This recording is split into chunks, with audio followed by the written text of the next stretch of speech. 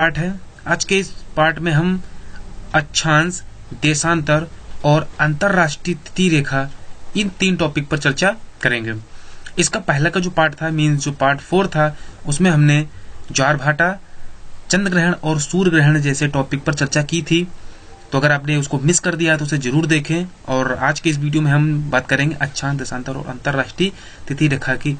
सबसे पहले बात करते हैं हम अक्षांश की कि जो अक्षांश है वो क्या होता है।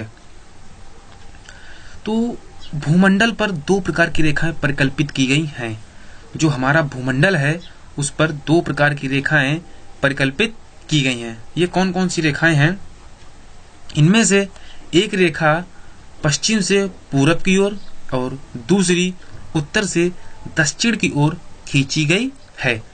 जो भूमंडल है उसमें जो रेखाएं परिकल्पित इनकी कल्पना की गई है वो ऐसी हैं कि इसमें जो एक रेखा है वो पश्चिम से पूरब की ओर और दूसरी उत्तर से दक्षिण की ओर खींची गई है। तो इसका जो फिगर है वो इसके अगले स्लॉट में है। अभी यहाँ पर थोड़ा सा नॉलेज गेन करते हैं, उसके बाद जो है इसको बाय फिगर समझेंगे। तो जो 2 रेखाएं हैं वो कौन कौन सी हैं? एक पश्चिम से पूरब है और दूसरी उत्तर से दक्षिण की ओर खींची गई हैं। इसमें जो पश्चिम से पूरब की ओर जो रेखाएं खींची गई हैं उनको अक्षांश रेखा कहा जाता है।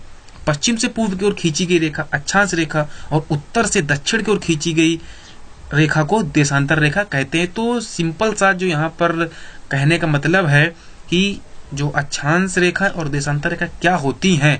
तो जो हमारा ग्लोब है उसमें ग्लोब में पश्चिम से पूर्व की ओर जो रेखाएं मिलाई गई हैं वो अक्षांश कहलाती हैं और जो उत्तर से दक्षिण की ओर जो रेखाएं खींची गई हैं वो देशांतर रेखा कही जाती हैं। इसमें से देखिए अगर हम बात करें यहाँ पर बाय फिगर, अगर हम अक्षांश रेखाओं की बात करें तो अक्षांश रेखाओं में ये हमारा नॉर्थ पोल है और ये साउथ पोल है। और ये जो है अगर इसको बाय मैथ से देखें तो इसको हमने 4 पार्ट्स में डिवाइड कर दिया। तो ये जो है ये 90 डिग्री और ये भी 90 डिग्री होगा और ये जो एंगल बनेगा यहाँ पर 0 डिग्री बनेगा। तो इसको अगर इसको मैथ के उस पे देखें तो इसे जैसे हम उसको 4 चतुर्थांश या क्वाड्रेंट में बांट देते थे तो उस तरीके का यहाँ पर फिगर बनेगा। लेकिन ये एज अ ग्लोब है तो ग्लोब के पर्पज से यहाँ पर हम इसको समझेंगे। तो ग्लोब पर इसको हम ग्लोब मानेंगे। फिर से समझेंगे अभी इसको। अक्षांश रेखा क्या है? अक्षांश रेखा क्या है? ग्लोब पर पश्चिम से पूर्व की ओर खींची गई काल्पनिक रेखा को अक्षांश रेखा कहते हैं। सिंपल सा यहाँ पर जो है वो बाय फिगर अगर समझें तो ये जो पार्ट है हमारा ये वाला, ये हमारा पश्चिम का पार्ट है और ये जो पार्ट है हमारा ये पूर्व का पार्ट है। ये अगर इसको 20 से अगर हम डिवाइड कर दें इसको 2 पार्टों में तो इधर का जो पार्ट होगा ये वाला पार्ट ये हमारा पश्चिम का पार्ट कहलाएगा और ये जो पार्ट होगा ये हमारा पूर्व का पार्ट होगा। तो पश्चिम से पूर्व की ओर मतलब जिस पॉइंट पे हम यहाँ पर हैं उसी के अगर सीधे पॉइंट पर हम यहाँ पर पूर्व दिशा में मिला दें तो ये जो रेखा कहलाएगी, ये काल्पनिक रेखा जो है यही हमारी अक्षांश रेखा कहलाती है। तो अगर हम यहाँ पर अभी हम 0 डिग्री पे हैं, इसके अगर हम ऊपर बढ़ेंगे तो ये 10, 20, 30, 40, 50, 60, 70, 80 और यहाँ पर फिर से 90 हो जाएगा। तो अगर एक एग्जांपल लें, यहाँ पर हम 0 पे हैं, यहाँ भी 0 पे हैं, तो अगर ये 10 डिग्री है तो ये पूर्व में है और ये पश्चिम में है। तो पश्चिम के 10 डिग्री को अगर हम पूर्व के 10 डिग्री से मिला दें तो इससे जो बनने वाली काल्पनिक रेखा होगी वो हमारी अक्षांश रेखा कहलाएगी। ये सिंपल सा यहाँ पर एक डिफिनीशन है कि अक्षांश रेखाएं क्या होती हैं। तो यहाँ पर अक्षांश रेखा क्या है कि पश्चिम से पूर्व की ओर खींची गई काल्पनिक रेखा को अक्षांश रेखा कहते हैं। आगे बात करते हैं। जो अक्षांश रेखा है वो उत्तर की ओर बढ़ने वाली कोणीय दूरी को उत्तरी अक्षांश और दक्षिण की ओर बढ़ने वाली कोणीय दूरी को दक्षिणी अक्षांश कहते हैं। फिर से अगर हम यहाँ पर देखें तो अगर हम बात करें यहाँ पर कि उत्तर की ओर बढ़ने वाली कोणीय दूरी को उत्तरी अक्षांश और दक्षिण की ओर बढ़ने वाली कोणीय दूरी को दक्षिणी अक्षांश कहते हैं। अगर हम यहाँ पर इससे रिलेट करें तो उत्तर की ओर मीन्स अगर हम यहाँ से ऊपर की ओर बढ़ेंगे तो ये पूरा जो हमारा कहलाएगा ये उत्तरी अक्षांश कहलाएगा। ये जो पार्ट है ये हमारा उत्तरी अक्षांश कहलाएगा और ये वाला जो पार्ट है ये हमारा दक्षिणी अक्षांश कहलाएगा। तो उत्तर की ओर अगर हम ऊपर बढ़ेंगे तो उत्तरी अक्षांश, और ये 0 डिग्री से अगर हम नीचे की ओर बढ़ेंगे तो ये हमारा दक्षिणी अक्षांश कहलाएगा। और टॉपिक बाय टॉपिक हम इसी फिगर से सारी डिफिनीशनें एक्सप्लेन करेंगे और आशा करते हैं कि आपको समझ में भी आएगा। तो अगर हम 0 डिग्री से ऊपर जाएंगे तो हम उत्तरी अक्षांश की तरफ जाएंगे, और अगर हम 0 डिग्री से नीचे की तरफ आएंगे तो दक्षिणी अक्षांश की तरफ आएंगे। और 0 डिग्री से 0 डिग्री को मिलाने वाली जो रेखा होती है वो हमारी विषुवत रेखा या भूमध्य रेखा कहलाती है, जिसका एक्सप्लेनेशन आगे दिया गया है। तो यहाँ पर क्या सीखा कि उत्तर की ओर बढ़ने वाली जो कोणीय दूरी है उसे उत्तरी अक्षांश और दक्षिण की ओर बढ़ने वाली कोणीय दूरी को दक्षिणी अक्षांश कहते हैं। अब बात करते हैं अक्षांश रेखाओं की जो कुल संख्या है वो 180 है। अक्षांश रेखाओं की संख्या 180 है, और अगर हम इसमें विषुवत रेखा मीन्स भूमध्य रेखा को ऐड कर दें तो ये टोटल 181 होती हैं।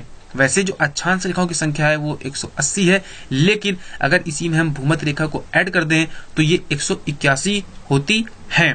यहाँ पर जो 1 डिग्री है वो अक्षांश दूरी वो लगभग 111 किलोमीटर के बराबर होती है। अक्षांश में अगर हम 1 डिग्री भी मूव करेंगे तो हम लगभग 111 किलोमीटर की दूरी तय कर लेंगे। कई एग्जामों में ये क्वेश्चन पूछा गया है कि जो अक्षांश रेखा उसमें 1 डिग्री अक्षांश दूरी लगभग कितने किलोमीटर के बराबर होती है। तो ये एक छोटा सा और सीधा सा क्वेश्चन है और इसका आंसर भी बड़ा इजी है कि 1 डिग्री अक्षांश दूरी लगभग 111 किलोमीटर के बराबर होती है। तो अक्षांश रेखाओं की जो कुल संख्या है वो 180 है, लेकिन अगर हम भूमध्य रेखा को ऐड कर दें तो 181 हो जाएगी। अक्षांश रेखाओं में 3 रेखाएं प्रमुख हैं। जो अक्षांश रेखा है उसमें 3 रेखाएं होती हैं। अब हम यहाँ पर जो है अक्षांश रेखा के अंदर बात करेंगे तो अक्षांश रेखाएं में 3 रेखाएं प्रमुख हैं। कौन कौन सी? भूमध्य रेखा जिसकी भी हमने बात की थी, उसके बाद कर्क रेखा और उसके बाद है हमारी मकर रेखा। तो अभी हम इन तीनों रेखाओं की बारी बारी से बात करेंगे, भूमध्य रेखा, कर्क रेखा और मकर रेखा। पहले हम बात करेंगे भूमध्य रेखा की। इसको हम विषुवत या भूमध्य रेखा के नाम से जानते हैं। भूमध्य रेखा मीन्स विषुवत रेखा, दोनों बात एक ही है।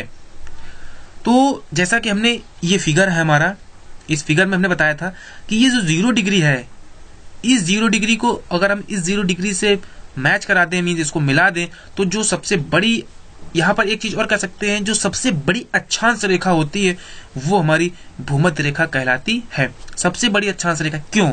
क्योंकि अगर हम यहाँ पे 80 को 80 से मिला रहे हैं, बिकॉज ये 90 है, ये 80 है, ये 80, अगर हम 80 को 80 से मिला रहे हैं तो ये भी एक अक्षांश रेखा है। 70 को 70 से मिला रहे हैं तो भी ये एक अक्षांश रेखा है।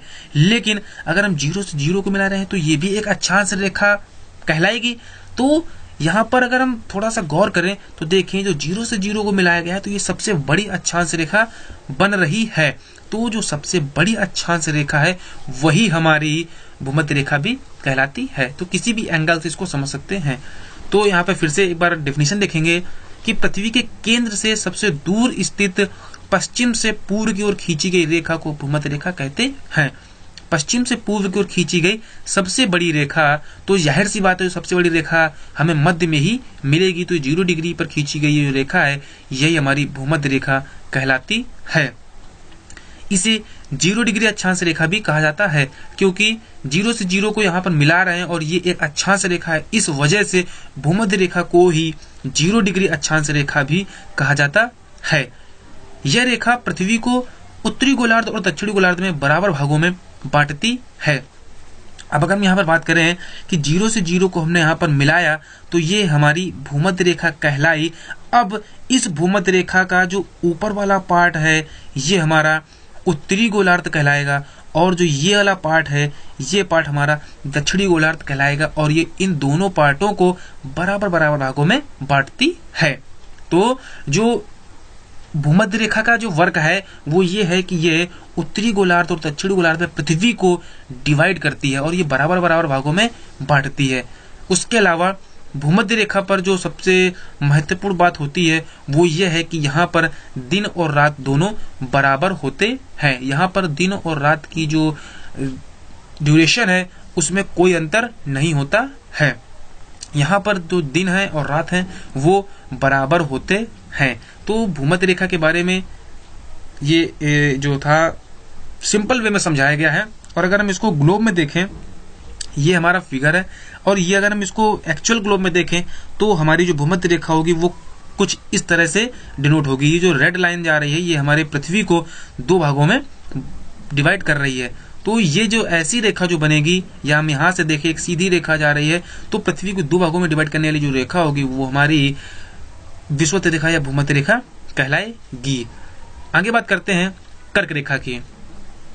कर्क रेखा क्या है कि जैसा कि पहले बताया गया कि जो विषुवत रेखा थी या भूमध्य रेखा थी उसने ग्लोब को दो भागों में डिवाइड किया। कौन कौन सा? उत्तरी गोलार्ध और दक्षिणी गोलार्ध।